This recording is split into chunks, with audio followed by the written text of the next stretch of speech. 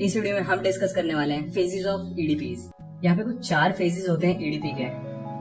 क्या क्या होते हैं? Pre training phase, training phase, post training phase जिसको फॉलो अप भी कहा जाता है, एंड इवेल्युएशन फेज। एक बात और मैं बता दूं, इसमें से जो 4th फेज है ना, इवेल्युएशन फेज, वो सेपरेटली बहुत इंपॉर्टेंट है। वो पता है एग्जाम में ऐसे यूं का यूं आ जाता है कि इवेल्युएशन फेज डिस्क्राइब करो ईडीपी का, तो उसको ध्यान से करना है। पहले वाले फेजेस को भी ध्यान से करना है, ऐसी बात है नहीं कुछ। तो स्टार्ट करते हैं हमारे प्री ट्रेनिंग फेज से, जो कि फर्स्ट फेज है ईडीपी का। इसके अंदर क्या किया जाता है? सेलेक्टिंग फैकल्टी और resource person for imparting training, designing course curriculum, advertisement for inviting applications, selection identification of suitable participants, arrangement of infrastructure for training. अब इसमें फैकल्टी और रिसोर्स पर्सन सबसे पहले सेलेक्ट कर लिया जाता है, कौन ट्रेनिंग देने वाला है, कोर्स करिकुलम की क्या क्या ट्रेनिंग होगी उस दौरान। ओके, एडवर्टाइजमेंट किया जाता है कि हाँ भाई हम ईडीपी ऑर्गेनाइज करते हैं, जिसको आना है अपनी एप्लीकेशन दे दो। उसके बाद जो एप्लीकेशन आई है ना, उसमें से सिलेक्शन और आइडेंटिफिकेशन करो सूटेबल पार्टिसिपेंट्स का, कि कौन से लेने हैं कौन से नहीं लेने। उसके बाद इंफ्रास्ट्रक्चर डिसाइड करो कि ट्रेनिंग कहाँ पे होगी, ट्रेनिंग एड्स क्या क्या होने चाहिए। तो यही है प्री ट्रेनिंग फेज, ट्रेनिंग से पहले का फेज, ये पहले से तैयारी करके रखनी चाहिए। सेकेंड है ट्रेनिंग फेज, ये मेन फेज होता है ईडीपी का। इसके अंदर क्या होता है? A trainer should see the following changes in behaviour of participants. अब ट्रेनिंग करते दौरान, अब जो ट्रेनर होता है ना, जो ट्रेनिंग देगा, वो ट्रेनिंग के दौरान ये सारे चेंजेस देखेगा जो पार्टिसिपेंट जिनको ट्रेनिंग दे रहा है। Is he motivated to plan for entrepreneurial ventures and risks that is expected of an entrepreneur. अब वो देखेगा कि जो एंटरप्रेन्योर से एक्सपेक्ट किया जाता है कि वो वेंचर स्टार्ट करे या रिस्क ले, वो ट्रेनीज जो है ना, ट्रेनीज उनमें वो चीज है कि नहीं है। एंटरप्रेन्योरियल वेंचर स्टार्ट करना या रिस्क वगैरह लेना, ऐसी कोई क्वालिटी है कि नहीं है ट्रेनीज में। Is there any change in his entrepreneurial role, outlook and skill. अब ट्रेनिंग करते करते क्या उसके बिहेवियर में ऐसा क्या चेंज हो रहा है, एंटरप्रेन्योरियल रोल में क्या चेंज हो रहा है, स्किल्स में क्या चेंज हो रहा है, ये सब देखेगा। How should he behave like an entrepreneur. अब वो एंटरप्रेन्योर की तरह बिहेव नहीं कर रहा, तो कैसे उसको ऐसा ट्रेनिंग दी जाए कि वो एंटरप्रेन्योर की तरह बिहेव करने लग जाए। What kind of entrepreneurial behaviour does the training lack. अब क्या ऐसा एंटरप्रेन्योरियल बिहेवियर है जो ट्रेनिंग में नहीं है, तो वो चीज डेवलप करना। Does he possessed knowledge of technology and other sources. क्या उसको मतलब टेक्नोलॉजी वगैरह की नॉलेज है कि कैसे कैसे क्या क्या होता है। तो ये सारी चीजें कौन देखेगा? ट्रेनर देखेगा।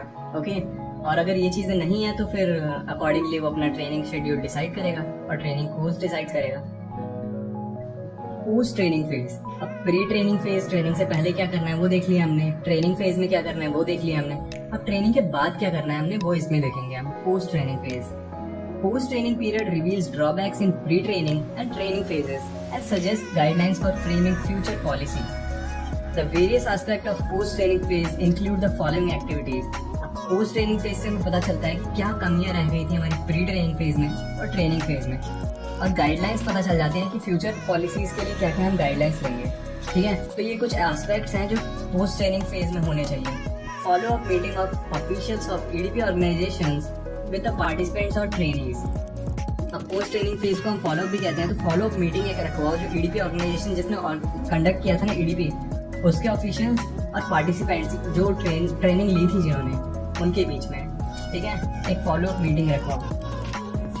Counselling and guidance of trainees. अब काउंसलिंग करो ट्रेनीज की कि क्या क्या तुमने इस ट्रेनिंग पीरियड में किया था, और उनको गाइडेंस दो कि आप आगे जाके आप ये कर सकते हो। Escort service of trainees. Escort service provide करो ट्रेनीज को। Assistance to project report preparation. अब जो ट्रेनिंग के बाद उनको प्रोजेक्ट रिपोर्ट बनानी पड़ती है कि उस ट्रेनिंग में उन्होंने क्या किया, क्या सीखा, क्या नहीं सीखा, तो उसमें भी असिस्टेंट दो उनको। Assistant in selecting location of the unit. अब वो ट्रेनिंग के बाद अपना क्या कर रहे हैं, बिजनेस स्टार्ट कर रहे हैं। आपको ऐसी बात है, ईडीपी की जो ट्रेनिंग लेगा वो कुछ ना कुछ तो स्टार्ट करेगा ही करेगा, तो उसमें उनको असिस्ट करो कि कहाँ कहाँ पे आप लोकेशंस ले सकते हो, क्या लोकेशंस अच्छी हैं क्या नहीं है ना।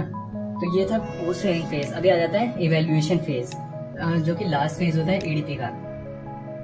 The very purpose of evaluation is to know the effect of past work done and to frame the future policy. The objectives of EDP follow up are.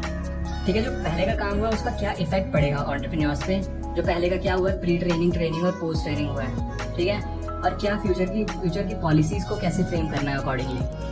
The objectives of EDP follow up are to review the pre training phase, to review the process of training and to review the post training approach. अब जो पहले की चीजें हुई हैं उनको सबको review कर दो। तो ये हो गया evaluation. As regards post-training, most of the EDP organization emphasizes assisting the prospective entrepreneur to take ahead his financial skills. That is, help to expedite the process of borrowing from the institution. But they do not evaluate the technical, marketing and management skills of entrepreneurs. अब post training में क्या करती हैं EDP organisations? Entrepreneurs को क्या बोलते हैं, financial skills को आप पहले यूज कर लो। उनको हेल्प करती है कि वो मतलब बोरो कर सके फाइनेंशियल इंस्टीट्यूशन से, लेकिन वो एंटरप्रेन्योर्स के टेक्निकल, मार्केटिंग और मैनेजमेंट स्किल्स पे ज़्यादा ध्यान नहीं देती हैं। ठीक है, फाइनेंशियल को देखती है कि हाँ उनको फंड मिल रहा है यहाँ से। In short run, the EDP organization will assist a number of trained entrepreneurs to get the loan released. But in the long run, an incompetent entrepreneur may not be able to run his unit because of lack of competence and various skills. The agencies conducting EDP must ensure that the training has imparted enough skills to entrepreneur to run the unit. Okay, अभी क्या होता है short run में तो ये सही है कि EDP ऑर्गेनाइजेशन ने क्या किया, एंटरप्रेन्योर्स को कहाँ से फंड लेने वो बता दिया। तो शॉर्ट रन में तो चलो सही है, मान लिया कि उनको लोन मिल गया, वहाँ से बोरो कर लिया उन्होंने। लेकिन लॉन्ग रन में उनको लोन की जरूरत थोड़ी ना, उनको भाई स्किल्स की जरूरत है। कैसे वो अपने बिजनेस को चलाएंगे, कैसे वो सर्वाइव करेंगे, कॉम्पिटेंस स्किल्स की जरूरत है। तो उस चीज़ को EDP को इंश्योर करना चाहिए इवेल्युएशन प्रोसेस में। इवेल्युएशन प्रोसेस में उसको देखना चाहिए कि उनको प्रॉपर स्किल्स मिल रही है नहीं मिल रही, मार्केटिंग स्किल्स है कि नहीं, उनमें मैनेजमेंट स्किल्स है कि नहीं है, ये सब इवेल्युएशन फेजेस में देखना होता है। ओके, जो एंटरप्रेन्योर्स को हेल्प करती है रन करने में किसी यूनिट को।